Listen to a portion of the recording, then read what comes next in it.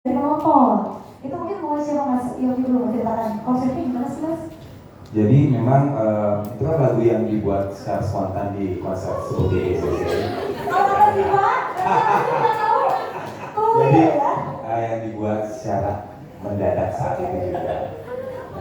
Begitu ya. Dan di sana menampung kata-kata dari audiens yang datang.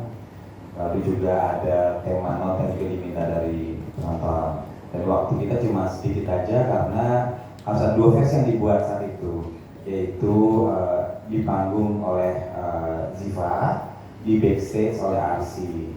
Nanti ketika di panggung itu selesai, yang di backstage itu diputar setelah. Jadi ketika Ziva tampil, Arsi merekam lagu yang sama dengan cara yang berbeda pada saat itu.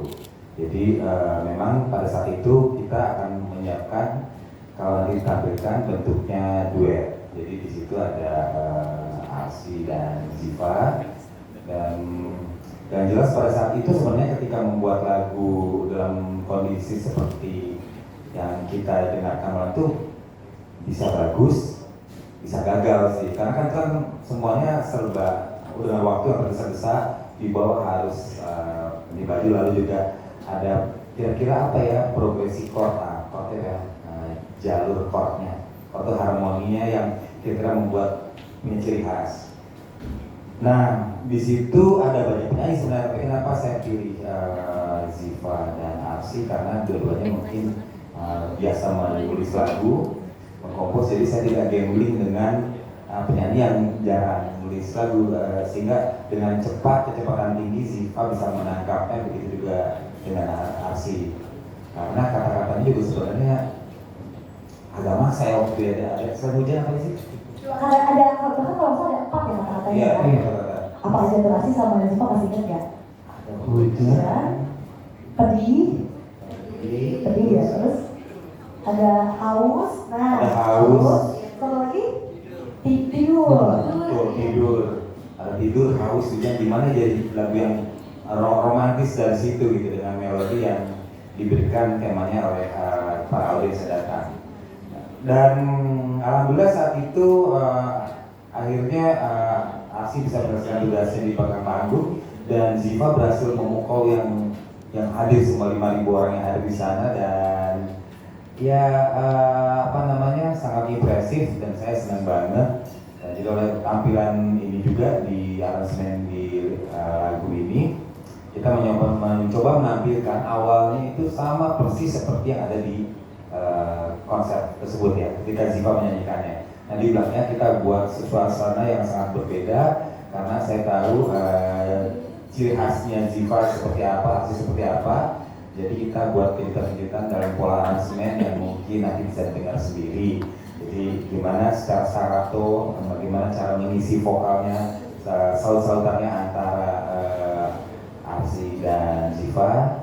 Dan ini juga didukung oleh vokal director Mas Boris Tome dan juga Denis Nusi.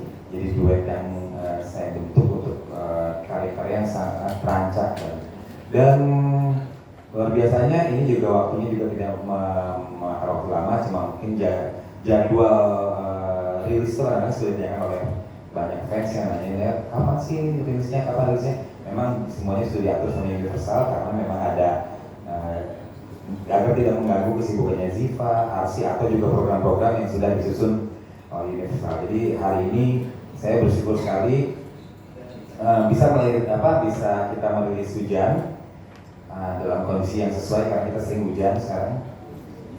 Iya kan? Mulai masih hujan. Nah di sini juga kita senangnya ketika syutingnya itu kita melakukannya di beberapa tempat yang cukup ikonik di Tokyo. Jadi senang sekali dalam serial ini yang berhubungan dengan Ziva, Arsi dan juga Kim, grup band baru yang dibentuk oleh Arsi dan Gusti juga Rachel, bekerja sama dengan Ziva. Jadi saya senang sama musikalitas semuanya dan sangat match, jadi kita bisa menghasilkan karya-karya yang mempunyai warna, dan di situ juga kita bisa melihat bagaimana perjalanan dari Seoul sampai ke Tokyo.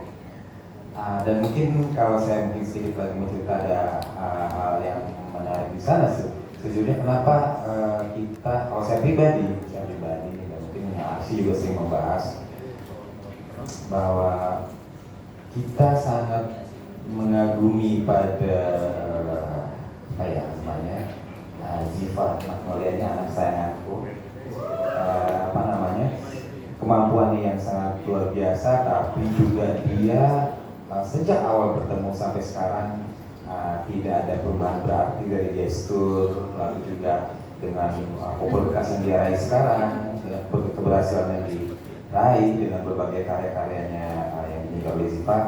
Ziva tetap menjadi pribadi yang kami banggakan. Dibahas ya dulu, karena dia paling sering main ke rumah, karena rumahnya dekat, jadi kalau ada apa-apa tutup datang. Dan senangnya juga di sini selain ngobrol bagaimana Ziva, kita juga punya sahabat-sahabat baru ya, kayak Rachel juga punya kemampuan. Rachel dari Kim sekarang ini. Dari Kim, ada Rachel. Lalu ada Gusli, kemampuan vokalnya dan juga improvisasi vokal, juga bagaimana memahami lagu juga tampak match. Jadi saya senang sekali punya serial yang punya warna yang berbeda dari sebelum-sebelumnya. Saya mengucapkan terima kasih atas kerjasama Universal yang mau menghasilkan karya-karya yang selalu membuat terobosan baru bersama saya, dan ini adalah salah satu bentuk perjuangan untuk, karena saya percaya musik yang cerdas akan membawa bangsa kita lebih cerdas. Mantap. Dengan itu, karena musik ini dengan kompleksitas musik ya, dengan alat musik yang lengkap, dengan harmonisasi, dengan cara bermain musik yang sangat terukur tapi juga sangat konseptual, membuat kita terlatih menjadi berusaha menganalisis. Jadi, oh ada suara flute-nya, ada suara brass, ada suara vokalnya di sini, kontur melodinya seperti ini.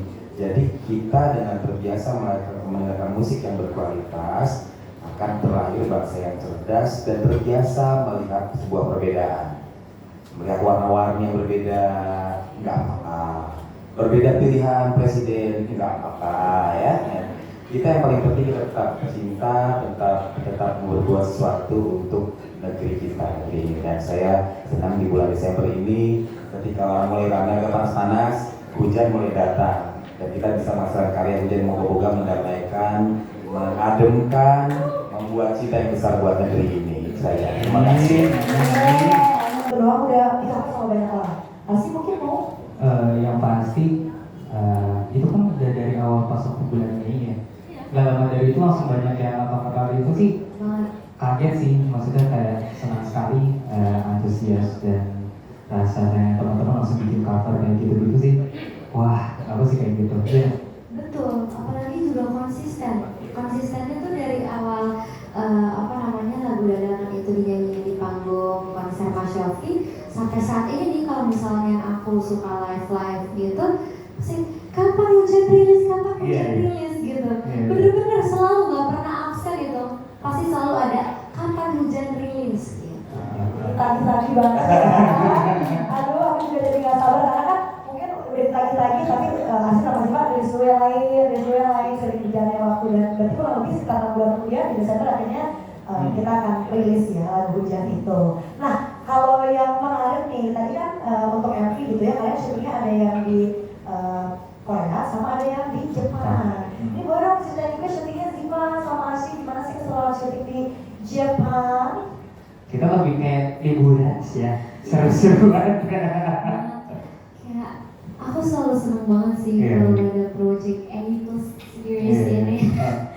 Karena bener kayak syutingnya rasa liburan gitu. Kita malah makan-makan, kita makan ke sini, kita makan ke sini, bahkan kita makan ini. pun itu di shoot gitu. Iya.